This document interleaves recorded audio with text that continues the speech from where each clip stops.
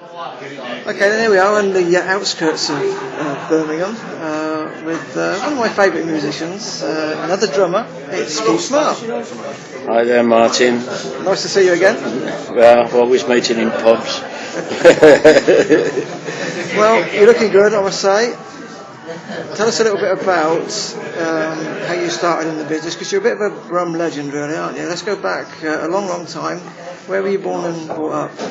I was born and bred in Aston, round the corner from Trevor Burton. Trevor and myself were friends from pretty early age. I think he was about 8, I was about 10. We used to go ice skating. Not the figure skating type, but the speed skating type, or ice hockey, jumping barrels as we were when we were kids, things like that. And it was there that we met somebody who said he played lead guitar. Somebody said he played bass. No, we didn't have a bass player. Trevor says, well, I can sing a bit. And this is some years on. I think Trevor was about 13 at the time and I was about 15. And we got the group together and we called it the Everglades. And we did our first ever gig, paid gig that was. The first ever gig was by the Tower Ballroom, where they call it where they used to have a grabber granny night. And I think there's a photo of Trevor, me, a rhythm guitarist, a lead guitarist, with a bass drum with Everglades on. That was what we were called. And our first paid gig was at a place called Allen's Cross in Northfield. And from there on, we went and won competition at the old, I can't remember, it was called Top Rank Ballroom in where the ATV buildings are, more or less, or they were. Holiday Inn. We won that competition. We got noticed we were getting good gigs, and then Trevor left. We got somebody else in, and then Trevor joined a guy named Danny Burns. He then left there, joined Danny King. They needed a drummer. Trevor says, well, my mate Keith. And really, my life started with Danny King. That's where I learned all my trade, with Danny King. Probably the best singer, never to have made it, who came out of Birmingham. Played with him the other week at a party. Although I hate getting up these days. I mean, my drumming skills aren't what they used to be because I don't pick the sticks up at all. But it was just a pleasure to play with him. And he still makes the hairs on the back of your neck stand up. He's still a great rock and roller. So it was Danny King's Mayfair set, was it? It was Danny King and the Jesters then. Right. And the Mayfair Suite was at the Belfry, which is now the big golf place. And it was a big hotel in them days with a big ballroom on the back. And the people who put the gigs on there, who hired the room, used to do certain nights. I think they used to do Mondays and Saturdays, and then it turned into Fridays and Saturdays and Mondays. I thought the potential in the Mayfair set was worth investing in, so they tried to get us all sorted out recording wise, and we changed the name to the Mayfair set to go with Mayfair Suite. But they were sadly mistaken, because Danny, if Norrie Paramore couldn't persuade Danny to become a superstar, then these guys weren't going to do it, and he was never going to do it. If he had half a beer and a park drive in his pocket, he was happy. And it's a real pity that not enough people have seen Danny King, because he's superb to this day. There was a single release, wasn't there, at the time? There was a single called Amen, recorded in Abbey Road, Studio 2, which was the famous Beatles studio. Yeah, 2 sides, 3 hours, mixed. And did Norrie Paramore produce that? No, I don't think Norrie produced that. I can't remember who produced that, to be quite honest. There was another track called Pretty Things or something, didn't it? Pretty Things? That was the B-side. B-side.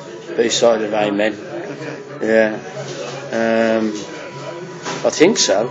I mean, we're going back to about 1965 now, 66. Long time ago.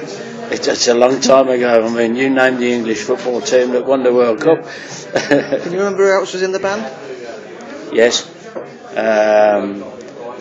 There's me on drums, Trevor on rhythm and lead guitar, Roger Harris on rhythm and lead guitar, Pete Allen on bass, I think it was, and Danny. I think it was Pete. Can't remember. So a bit vague on the bass player. So what happened to that band? What came next? Well, from that band, Trevor left to join the Move. We carried on a short while. I left. We got Dave Morgan in. Dave Morgan came in for Trevor. It seems like we all worked together for a long, long time, but you read all these rock and roll books now, and you realise that that long time was probably 12 months, maybe 2 years, and 3 years was a vast amount of time. So we carried on, and then someone made an offer to me to form a band round me, which turned out to be Blazes. And I left Danny King to do nothing for a while, and I think they paid me about £10 a week just to do nothing, which was probably going on the national wage at the time. And then we formed this group called Blazers. Who was in that? I can't remember who was in that. I remember Bob Doyle being in it, who ended up being sound engineer for Wizzard.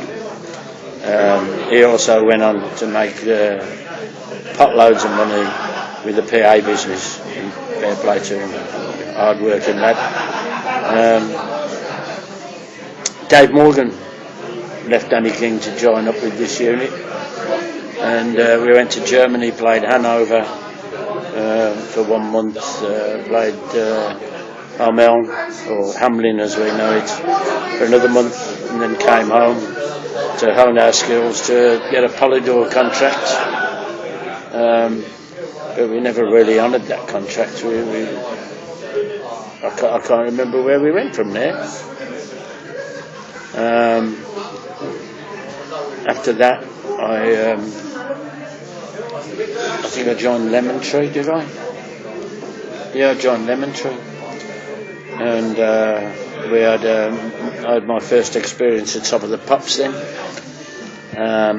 Is that William Chalker's Time Machine? It was William Chalker's Time Machine. Written by Ace Kefford, produced by Andy Fairweather-Lowe and Trevor Burton. Managed by Ron King, who sold the agency that we were in, which included Amen Corner, Skip Bifferty, to Don Arden. So I think that we did a second single with It's So Nice to Come Home, which was absolutely dreadful. But I do remember a trombone player being on it, called Don Lusher, and I haven't got a clue who he was in those days. I was just a young lad. But as you grow up musically and you look back and realise he was one of the principal trombone players in the Ted Heath Orchestra, you go, how lucky was I? So you saw the formation of the Move. What did you think of that band, and you watched their career with interest? I did watch it with interest, yeah. I mean, I went around with them for a long time, but without being too controversial here, but I was in the frame to be the drummer, and it was between me and Bev. There was going to be Ace Kefford, there was going to be Trevor Burton, there was going to be Carl Wayne, There was going to be Roy Wood, and there was going to be me or Bev. And Carl Wayne came round to my house one afternoon and told me that they decided to go with Bev because in them days there wasn't a lot of money about, and they found it easier to slot Roy and Trevor into 3 of Carl Wayne and the Vikings. They already had a repertoire, and I respected Charlie for coming round and telling me before anything else broke on the Birmingham scene. It wasn't a big thing in the papers at that time, but I was with Roy the other week and he was talking about it, and so I was disappointed because I admired Trevor. Trevor grew and grew and grew in a very, very short time, and Ace had a fantastic voice. Charlie Wayne was well respected, and it was just the cream of the crop, really, wasn't it? In Birmingham. And Tony was a go-getter. Carl was a go-getter, and when he got Tony Secunda involved, they were only ever going to go one way, weren't they? He'd made Procol Harum. It was great for him. Yeah. Okay, so you were in Lemon No regrets. You were in Lemon Tree, and where did we go from there? Did we go into Mongrel, or was there anything in between that?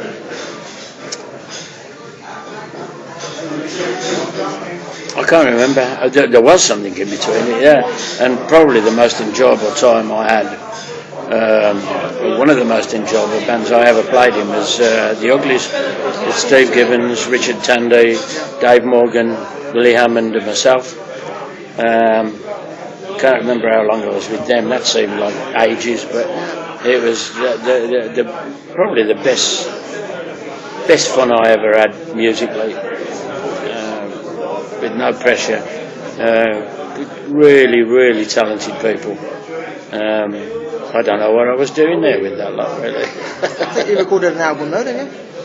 Did we record an album? No, we recorded a single. Right. Recorded a single called I See the Light, and the B-side was Mary Calinto, and it was going to be a double A-side. And it never got released because there was some contractual things. It got pressed, and it oozed out, and then it was stopped. And apparently, because of the people that were on it at the time, it's been going for good money in the record magazines. Yeah. And last time I heard, someone told me you could sell it for $4,500. Yeah. Because it was Carl Wayne, Trevor Burton, I think Ace was on it, Dave Morgan, myself, Steve Gibbons. Yeah, it's a very collectible piece of kit. There has been a CD release of material there quite recently, well, a few years ago anyway. So you must have recorded quite a few tracks that never actually got released at the time. Steve. With the Uglies, yeah. Yeah. Steve sent me that. That was about 4 or 5 years ago, was it? Yeah. Or was it? Maybe a bit longer than that. Yeah. And did you go into the band called Balls? Or was that anything to do with you? Well, I left. I didn't leave the Uglies. There was a plan afoot that Trevor was fed up with playing with the Move. He didn't like the pop side. He wanted to be more of a rocker and a blues boy. And we discussed it because we used to go to the Cedar Club, and we used to go back to Steve Gibbons' house. And we just used to jam, tapping on chairs and things, and they'd have acoustic guitars, and we'd just sit there doing what came naturally in those days. And we decided that when Trevor left the Move, he was going to join the Uglies, and the band would change its name. And that's what happened. Trevor blew up in Germany one day, got the next plane back, and he had a big fallout with Bev, I believe. Well, I know he had a big fallout with Bev. and he said, right, we're going to start a new band. Tony Secunda was going to be the manager. Tony fixed up a cottage in the New Forest where you go and rehearse, and that was me, Steve Gibbons, Trevor Burton, Dave Morgan, Richard Tandy, and then we were down there working stuff out, and then Denny Lane came on the scene.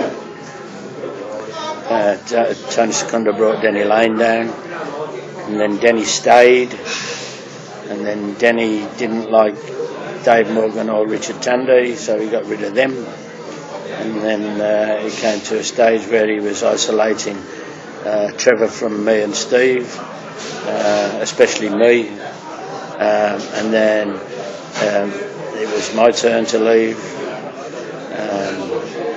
and then they got Alan White in. Alan White stayed for a while. I think Mick Kelly was up for the job, but they brought Alan White in, and they recorded an album, Fight for My Country, not an album, a single, Fight for My Country, and it all just drifted away, basically.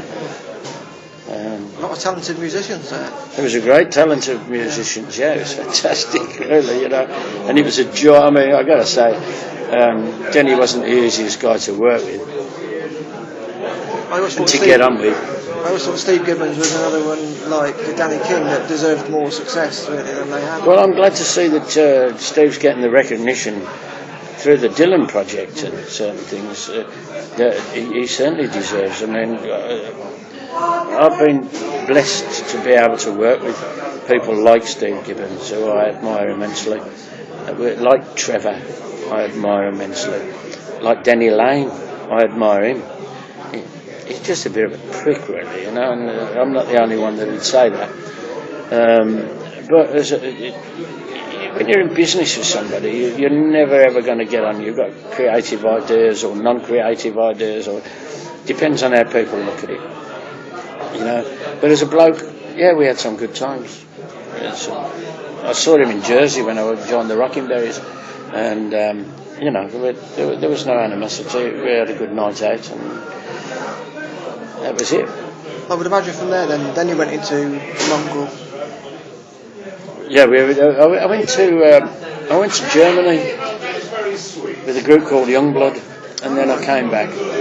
I took Cozy Powell's place because he joined Jeff Beck. Oh, I didn't know that. When I came back from Germany, I really didn't have a great deal to do, and I ended up, group broke up, I ended up living with Jeff Turton, his flat in Kings Norton.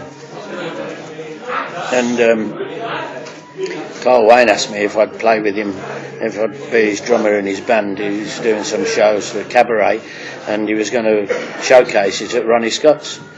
And we got this band together rehearsing at the Cedar Club, and there was Mike Alexander, me, Rick Price, Roger Hill, Bob Doyle on bass.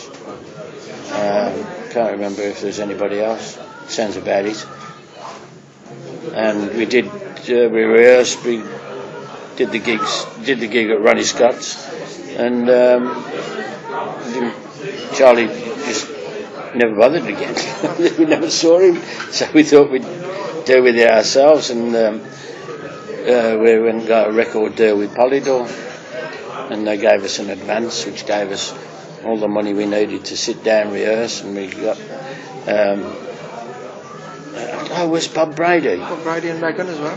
No, Bob Brady was I'm not sure Bob Brady was no, Mike Alexander weren't interested, and Dave Pritchard, he was in the band. It was Dave Pritchard in Mongrel, and Dave for some reason didn't want to carry on, which was a great loss to the band. We got Bob Brady in, and we went and recorded.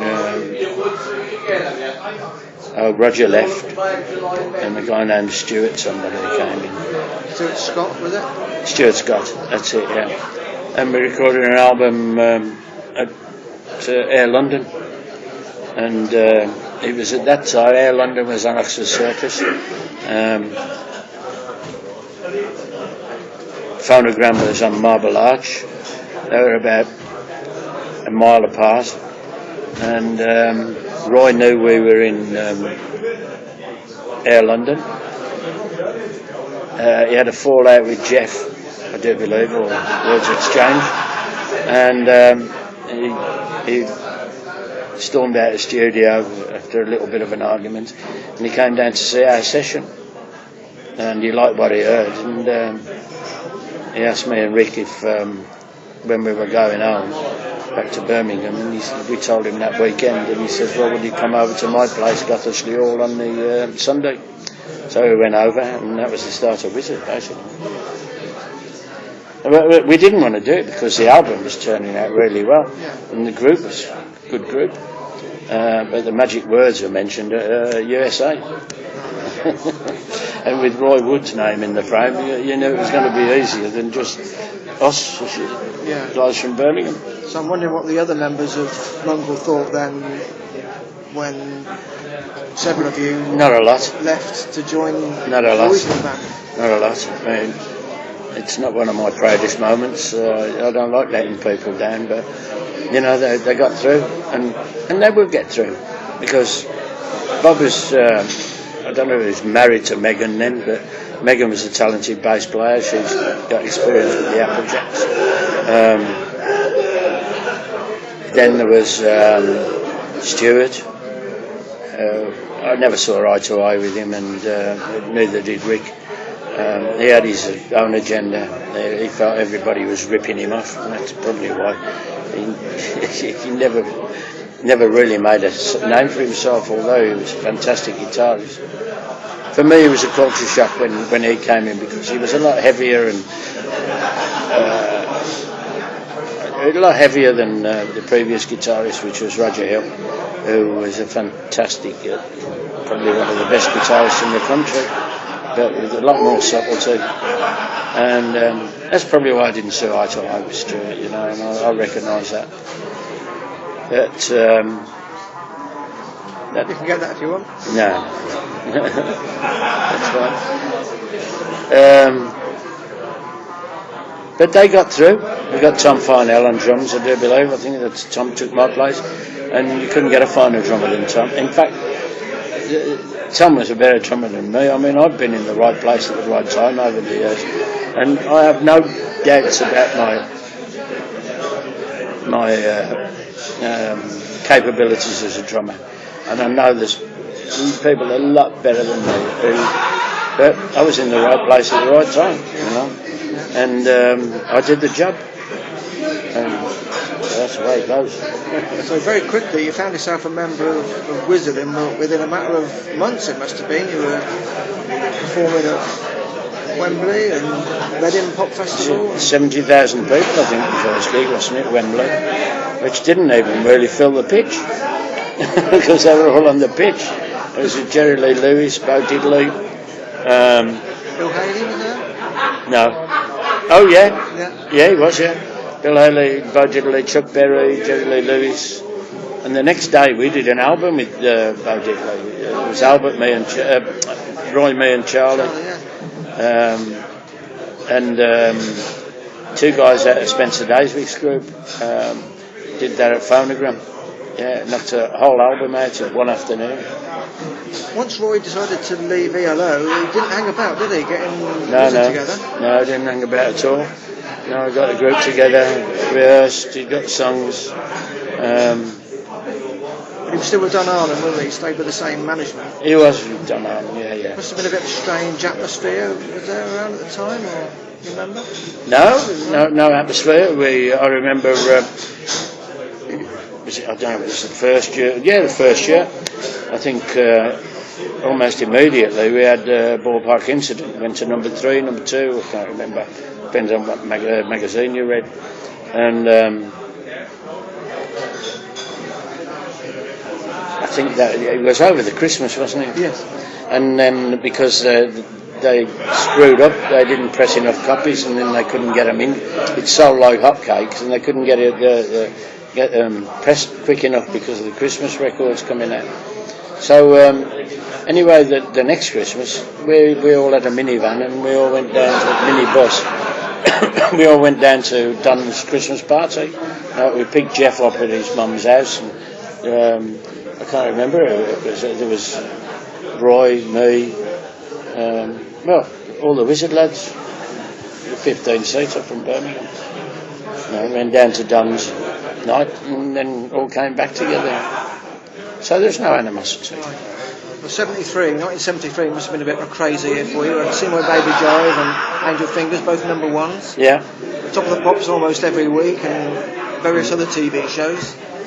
And they sort of dressed up in silly outfits and custard pies. Whose idea was that? Roy's idea, or were you happy to do that? Yeah, no, I wasn't happy to do that. I was never happy to do that. No? I always considered myself serious, but when you see what the other guys were doing, you think, solid.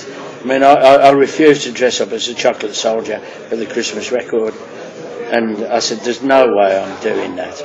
In fact, I actually said, there's no fucking way I'm doing that. And then I saw Roy come out, dressed the way he was. I went, oh, go on then. I couldn't argue with that, could I? I'd have looked really out of place. Yeah, and of course you see yourself every year when the old Christmas single comes out. Yeah. Weird, walking around the shopping centres hearing that and seeing it on the TV. And you know, I never hear it. I hear it, but I don't. It comes on. It's just there, isn't it? You know. Sense of pride there, though. Yeah, there is a lot of pride. Yeah, when you think that it's. I mean, I was just a drummer on it. I mean, Roy wrote it. I think it's fantastic that it's had that longevity. You know, I mean, when you think about when we recorded that, we were probably saying that. You know, White Christmas, and them old farts, you know, it's about time somebody put something else new in the frame. And this is probably longer than when we were saying Bing Crosby was old-fashioned, you know, and being still alive. And I suppose you recorded it in the summer? We recorded it in the summer, yes, we did, and I remember doing it. I remember Charlie had got married and Roy he says, I want to put this together for Christmas. And we set 2 great big kits up, and it was a really hot summer, and he said we got 2 big kits set up. Well, we got Charlie's kit and my kit, and Roy played drums on played the one kit and I played the other, and we spent, I don't know, 14 hours getting drum sounds on it, one kit complementing the other. And then putting the tracks down just to an acoustic guitar, and we left about 3-4 o'clock in the morning, or about 12 o'clock when we started, and we went back the next day and played it back, and Roy wasn't happy, so we spent another 6 hours just doing it again. What was it, the drum sound he wasn't happy with, or the whole thing? He wasn't happy with the drum sound and some of the things with the between him and me. But we worked it out and spent another 6 hours. So we must have spent 20 hours just on the drum track, and then he built everything else on the top of that. And a load of kids came down from Birmingham, didn't they, and sang on it? I wasn't there for the kids. All right. I'd heard about Jimmy Savile, so I don't want to get mixed up in that. No, well, the kids came down, yeah. I mean, apparently they still get a royalty, which I think is a bit out of order, because a donation was made to the school, you know. I mean, I don't see why they should be getting royalties, to be quite honest, but, you know, if they are, God bless them. Enjoy it, have a drink. Well, all this year was spent on the Harvest record label, but you soon found yourself over on Warner Brothers. I think the next single was Rock and Roll Winter. Yeah. It didn't come out until about May time. Why was the problem with that? Why did it release so late? Because it was spring or summertime. It was subtitled Looney's Tune, and Looney was Looney Lindsay, which was Lindsay DePaul, and Lindsay, I'm trying to be delicate here, kept waylaying Roy. and in between time we were gigging, doing TV shows, and he disappeared for quite some time.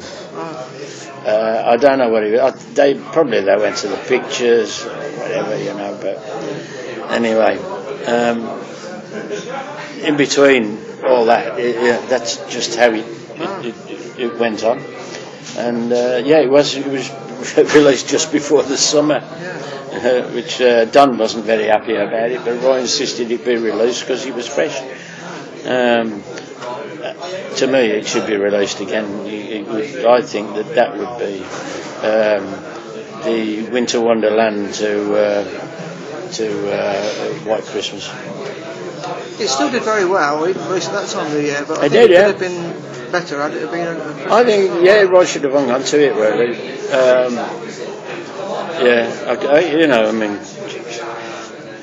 It was a crazy time. It was a crazy time, and crazy things happened. And, you got to remember we were pretty young people. Don had a business head, we didn't.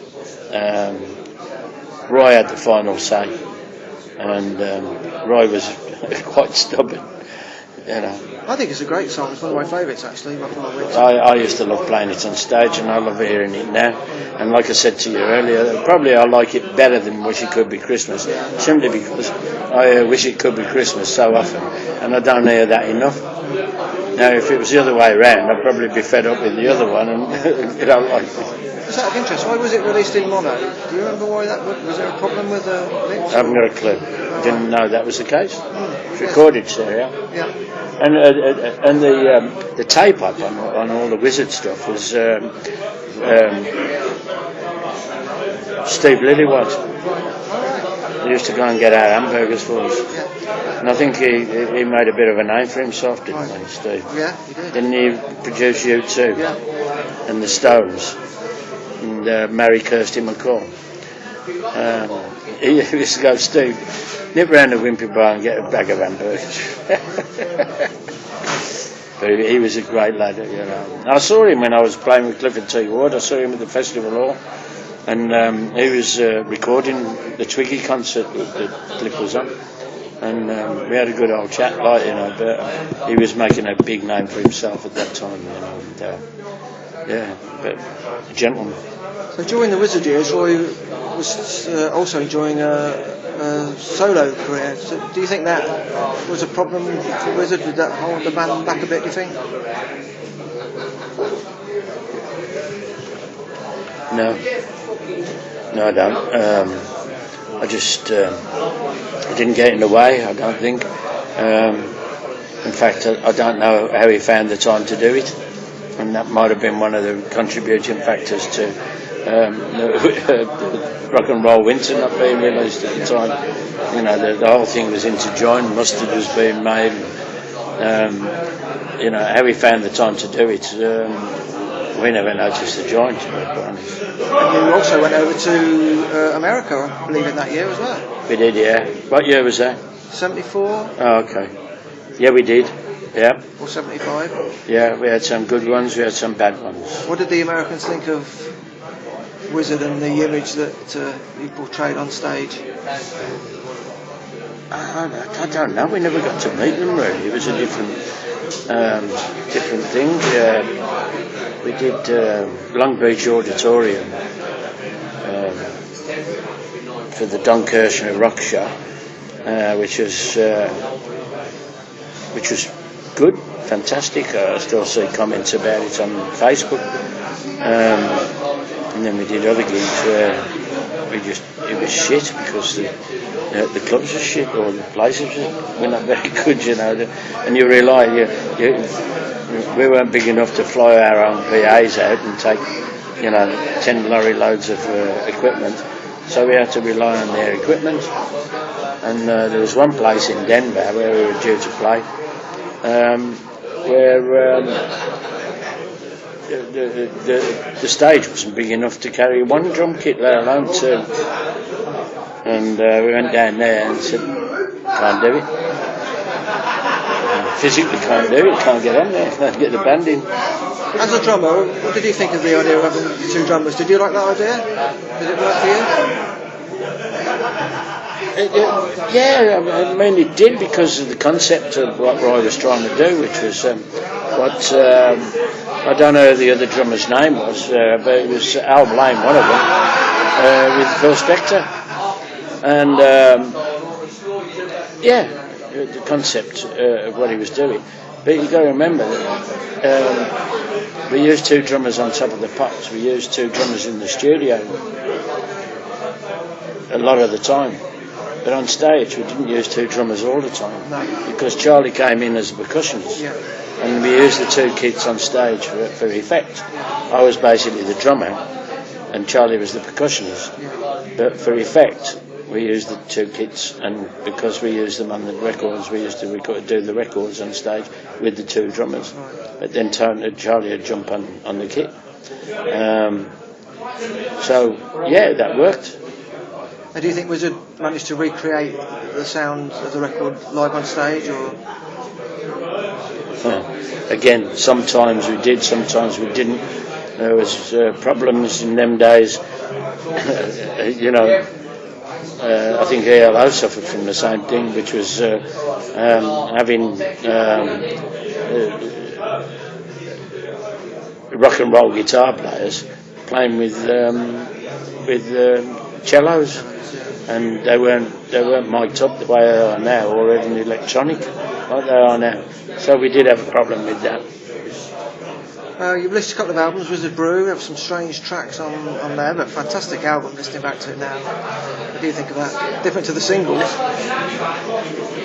I've listened to it recently, and it's what they call it now, eclectic. And I listen to it now, and I think it was ahead of its time. Definitely ahead of its time.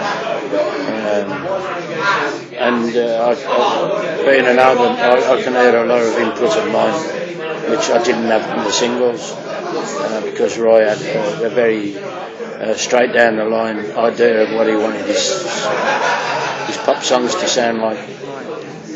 Were you allowed to put your own input into anything? You were? Yeah. The album tracks were, they'd start off very basic. But I can't remember whose idea, but I'm going to claim it. It was to open with the See My Baby Drive, and then there's an overdub of like an aircraft ding, sort of guitar, I think, slowed down over the top. Yeah. The other album was Eddie and the Falcons. That was like a tribute to some of Roy's heroes. Yeah. Fun album to make, was it? I remember Mike Sheridan saying to me, he saw the album come out, and he said, "I see you got the blame for the drums on that." I think Roy played a lot of drums on that. Oh, right. I do like a track on there called "This Is the Story of My Love." I don't know if you like that one or not. Story of My Love, yeah. That's another one I used to like playing on stage, because I thought we played that on stage as close to the album as we could. Bill Hunt left around this time. He was the first one to jump ship, and Bob Brady came in, who'd been in longer with you. Yeah. And then it wasn't that long after. Did you decide to leave next, or did Wizzard carry on after you left? Or? No, Bill Hunt left, and then not long after I decided to leave. And that was basically because I thought we'd lost the direction. I couldn't see where we were going. We were either going to be a jazz band or a pop group. In fact, they did record another album which Don Arthur thought was too jazzy and decided not to release it. That's the way it was going. But at least they chose a direction, and that was fine. Yeah. So what did you do when you left Wizzard? What did you do? What did I do? Got pissed for a while. Yeah. And then I had a call from Freddie Garrity saying he was looking for a drummer, and would I play drums with him on something, a tour he was doing. So I did that, and then he cut the tour short, and then the bass player was from Worcester, who worked with Clifford T. Ward, and Cliff was looking for a drummer, and he put me up for it, so I went and saw Cliff, and we had a chat, and we had a get together in the studio, and I did a couple of albums with. I did about 3 albums with Cliff. One was released. One, I don't know whether it was released. 2 others were for other people. Who was that guy off Magpie with the curly hair? Do you remember him? I remember. Mick somebody. No, I can't remember what his name is. Well, we did an album. He produced an album for him, and we did the backing tracks. It was me. Can't remember the bass player's name now. A guy named John Mealing, keyboards. And then we did some TV shows together. And like I say, we put him on the Twiggy concert, which was fantastic. You know, he had a 40-piece string orchestra. When you hear Cliff T. Ward's words, with all them melancholy strings at the back, you know, it's a hair-raising experience. And Del Newman was the MD for him, which you know, Del Newman, I think, has done quite a lot with Bowie and Elton John. Yeah. So was it soon after that you got involved with the Rockin Berries? Yeah, it was then. Well, I was playing on their records while I was in Wizzard, because I used to record at their studio in Soho, and Terry decided to leave, and I was the natural one to